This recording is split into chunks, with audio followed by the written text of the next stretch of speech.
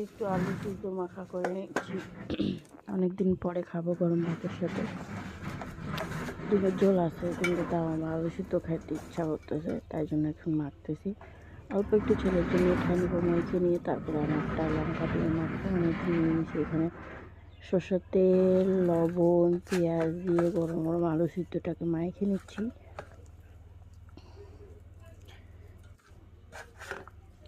এভাবে করে খাইতে ইচ্ছা করছে। এই যে বাবুর জন্য একটু উঠায় নিচ্ছি। এরপরে আমার জন্য এই যে বড় একটা লঙ্কা নিয়ে নিয়েছি, এটা দিয়ে ডলবো।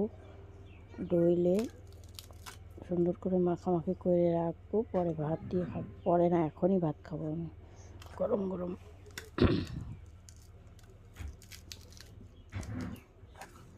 ওই